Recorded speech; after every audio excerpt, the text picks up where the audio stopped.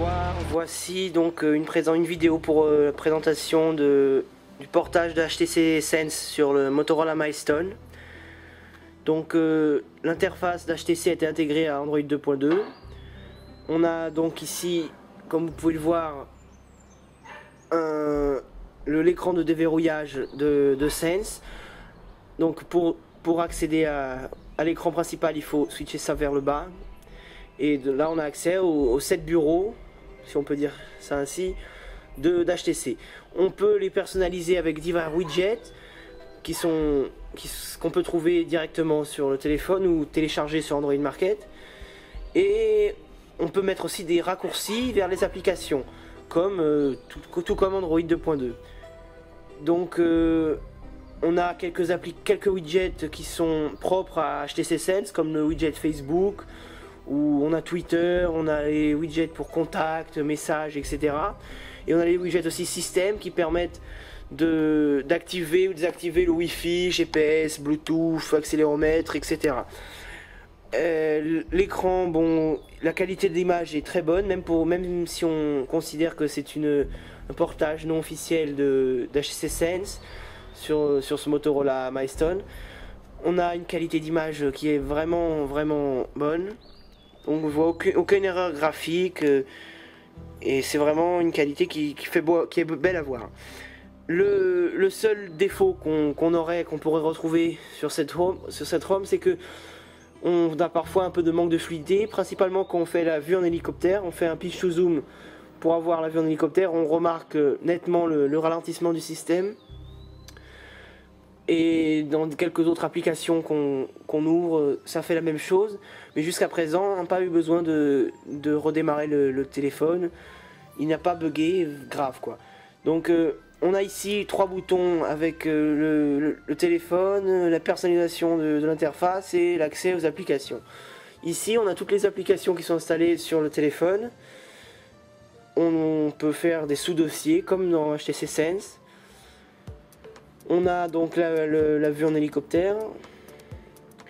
Et donc c'est à peu près tout. Ici on a un widget d'HTC qui montre l'heure, la météo, la date, etc.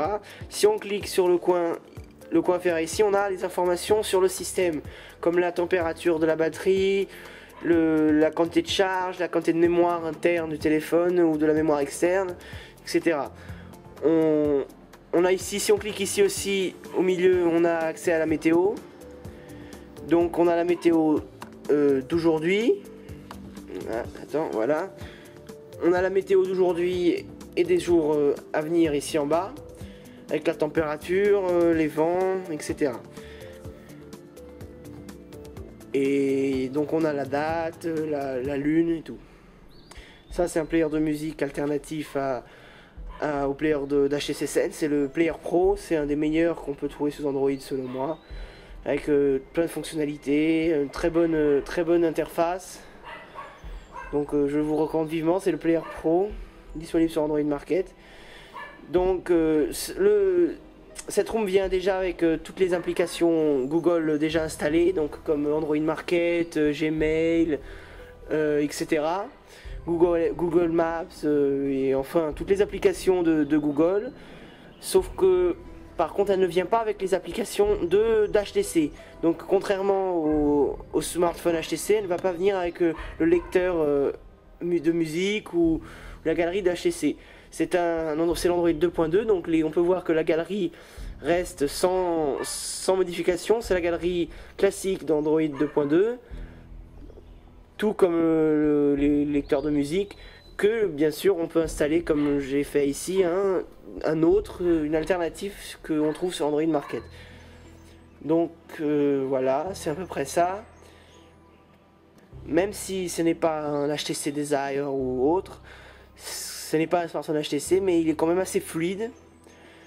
On peut, donc comme je l'ai dit auparavant, on peut constater seulement quelques bugs quand on fait le pitch to zoom, ou on exécute des applications un peu trop lourdes. Mais à part ça, j'ai constaté aucun ralentissement majeur du système. Il est assez fluide.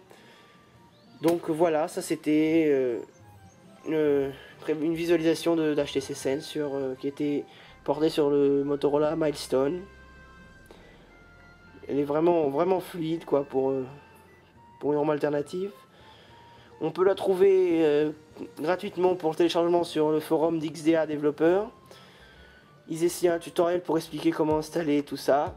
Elle est disponible pour d'autres portables, le Droid 2 je crois, et d'autres téléphones aussi. Donc c'est une très bonne alternative, même si elle n'est pas tout à fait aboutie, disons-nous, mais elle n'a aucun bug majeur, tout fonctionne, le GPS, la 3G, le Wi-Fi, il n'y a aucun problème. Le seul défaut c'est quelques ralentissements on peut dire et quelques erreurs d'interface, mais sinon les graphismes, la réactivité est au rendez-vous. Donc pour une utilisation quotidienne c'est largement suffisant. Donc c'était une démonstration du HSSL sur Motorola Milestone. Merci à tous et à bientôt.